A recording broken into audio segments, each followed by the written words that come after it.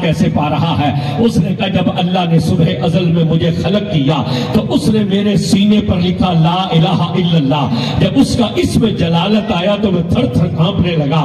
جب رب نے دیکھا کہ اس کی کپ کپی نہیں تھمتی، اس نے میرے کلیجے پر لکھا محمد رسول اللہ. جب آپ کا نام میرے کلیجے پر آیا تو مجھے ٹھنڈ پڑ گئی. میں تو اس دن سے آپ کے نام کی خیرات پا رہا ہوں. آپ اتنی بے نیازی سے آگے بڑھ رہے ہیں. حضور نے فرمایا چاہتے کیا ہو؟ اس نے کہا مہربانی کیجئے ایک قدم ذرا مجھ پر بھی رکھ دیجئے، ایک قدم مجھ پر بھی رکھ دیجئے. حضرت شیخ محقق شاہ عبدالحق محدث دہلوی رحمت اللہ علیہ نے مدارج نبوہ میں لکھا، حضور فرماتے ہیں جب عرش نے یہ کہا تو ہم نے کہا ٹھیک ہے ہم تجھ پر آتے ہیں. فرماتے ہیں جب عرش پر چڑھنے لگے تو خیال آیا کہ موسیٰ طور پر گئے تھے. اللہ نے فرمایا تھا فخلا نالائک انک بالوادی المقدس طویٰ. موسیٰ نالین اتار دے، یہ تو طویٰ کی پاک وادی ہے. حضور فرماتے یہ سوچ کر ہمارے دل میں خیال آیا کہ موسیٰ طور پر گئے تھے، حکم ہوا تھا کہ نالین اتار دے، یہ طویٰ کی پاک وادی ہے، میں تو اس کے عرش پر آیا ہوں. فرماتے یہ سوچ کر ہم نے ہاتھ نالین کی طرف بڑھایا. آواز آئی محبوب یہ کیا کرتے ہو؟ عرض کی موسیٰ طور پر گئے تھے. آپ نے فرمایا تھا فخلا نالین انک بالوادی المقدس طویٰ. موسیٰ نالین اتار، یہ تو طویٰ کی پاک وادی ہے، وہ طور تھا، یہ تیرا عرش ہے. تو جو جواب آیا اس کا ترجمہ کرتے ہوئے کسی عاشق نے کہا پھر صدا آئی کہ اس بات پر بھی غور ہو، تم کہاں موسیٰ کہاں، وہ اور تھے تم اور ہو. نہیں کلیجہ ٹھنڈا ہوا ہے تو سبحان اللہ کلیجے سے نکلنی چاہیے آپ کو، اور اونچی آواز سے بولیے سبحان اللہ. پھر صدائی کہ اس بات پر بھی غور ہو، تم کہاں موسیٰ کہاں، وہ اور تھے تم اور ہو. وہ فقط طالب تھے، تم طالب بھی ہو مطلوب بھی. وہ فقط عاشق تھے، تم عاشق بھی ہو معشوق بھی. فرمایا نالین اتار کرنا، نالین پہن کرا. ہم نے اس عرش سے وعدہ کر رکھا ہے کہ ہمارا محبوب جب تجھ پر قدم رکھے گا تو نالین سمیت قدم رکھے گا. یہاں توجہ کیجئے گا، جب حضور نے نالین سمیت قدم رکھا، امت کے مفسرین اور محدثین نے یہ فتویٰ صادر کیا کہ معراج کی شب سے یہ ثابت ہوا کہ نالین مصطفیٰ کا مقام عرش اولیٰ سے زیادہ ہے.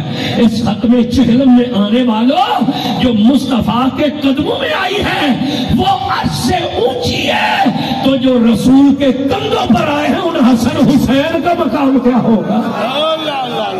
جو قدموں میں آئی ہے وہ عرش سے اعلیٰ ہے، تو جو کندھوں پر آئے ہیں ان کا مقام کیا ہوگا؟ تو ان پر سلام جن کی شان کا عالم یہ ہے. ام المومنین سیدہ عائشہ صدیقہ رضی اللہ عنہا، عمر چھوٹی تھی جب حضور کے نکاح میں آئی. تو عمر چھوٹی ہو تو سوال زیادہ ہوتے ہیں. آپ کی طرح مدد چپ نہیں ہوتا، بھولتا ہے. سوال زیادہ ہوتے ہیں عمر چھوٹی ہو.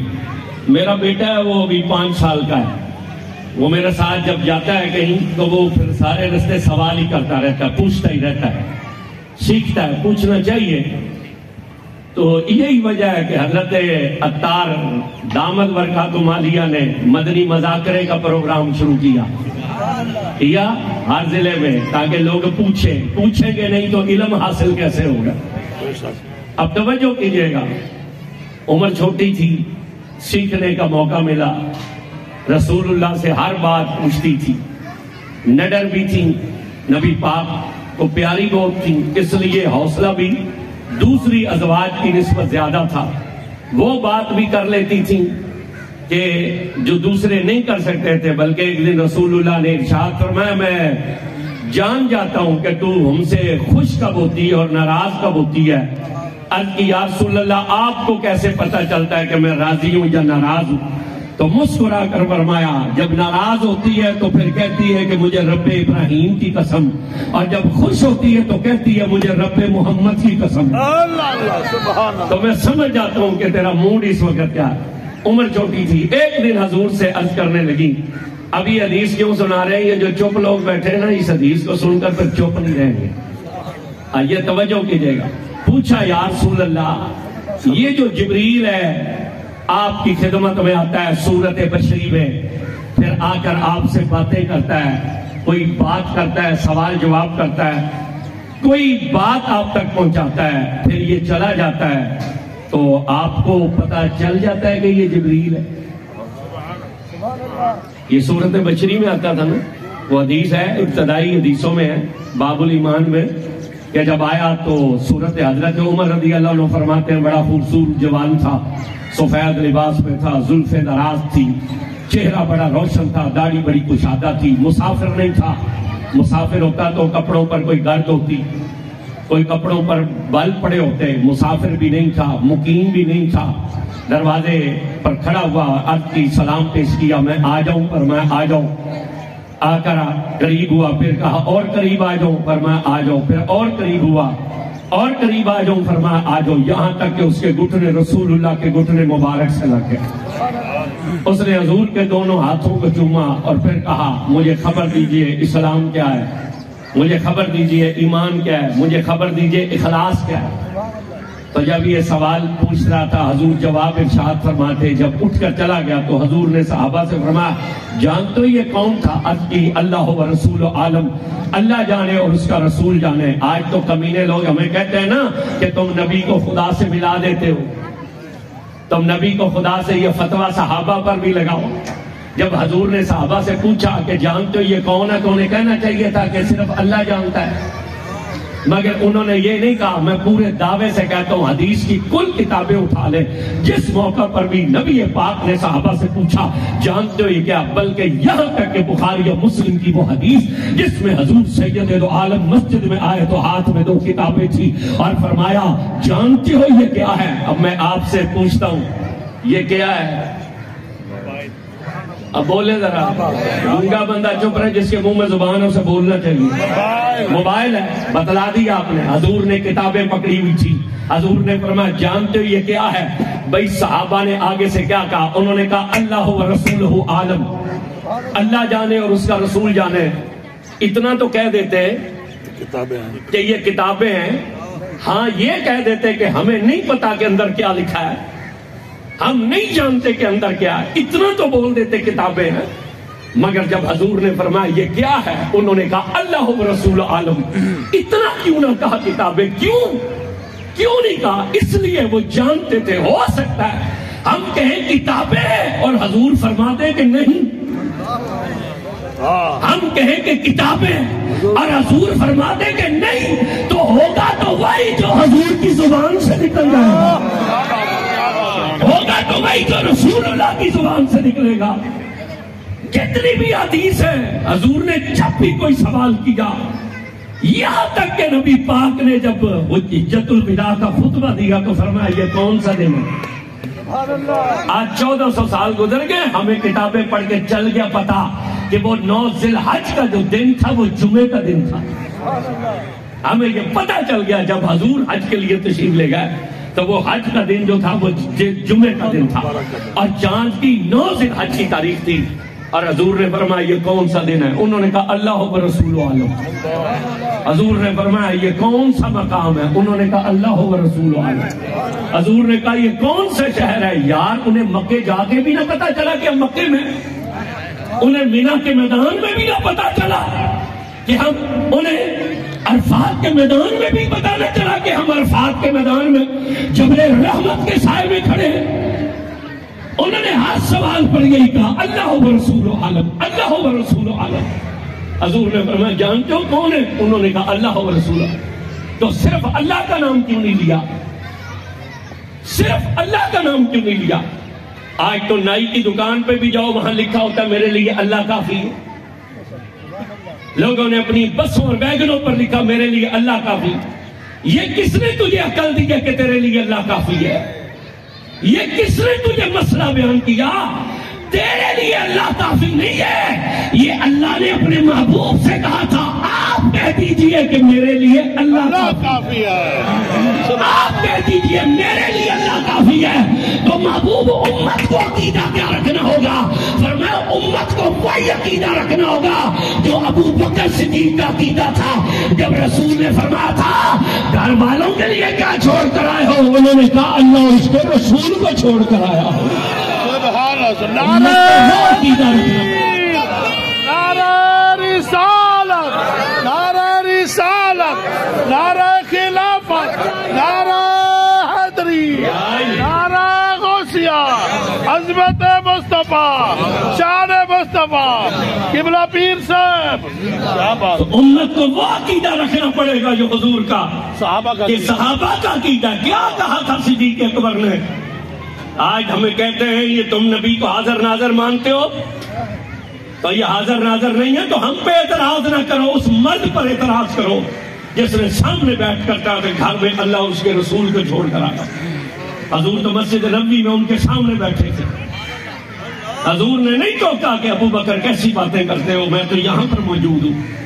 تم کہتے ہو گھر میں اللہ اور اس کے رسول کو چھوڑ کر آیا. امت کو وہ عقیدہ رکھنا پڑے گا جو صدیق اکبر کا عقیدہ ہے کہ میرے لیے اللہ اور اس کا رسول کافی ہے. اس لیے درویش لاہوری نے کہا تھا کہ پروانے کو چراغ ہے بلبل کو پھول بس، صدیق کے لیے ہے خدا کا رسول بس. یہ علامہ اقبال نے تو اگلی بات کر دی ہے، آپ تو پچھلی پہ ہی پھنس جائیں گے، اگلی نہیں کھولتے. پوچھا تھا مائی صاحبہ نے، حضور نے صحابہ سے فرمایا جان تو یہ کون ہے؟ انہوں نے کہا اللہ و رسول و عالم، اللہ جانے اور اس کا رسول جانے. حضور نے فرمایا تھا یہ جبریل ہے، تمہیں دین سکھانے کے لیے آیا تھا. تو مائی صاحبہ کو جب پتہ چلا کہ جبریل صورت بشری میں آئے تھے، پھر آتے رہے، 3 صورتوں میں وہی اترتی تھی نا. ایک جرس کی آواز میں آتا تھا، یہ سب سے مشکل وحی کی صورت تھی. یہ سب سے مشکل وحی کی صورت تھی، یہ جو شہد کی مکھیاں بن بناتی ہیں اس آواز میں وہی آتی تھی. دوسرا یہ جب اونٹوں کی قطاریں چلتی ہیں تو ان کے گلے میں جو گھنٹیاں ہوتی ہیں ان کے بجنے کی آواز، اسے جرس کہتے ہیں، اس صورت میں ہوتی تھی.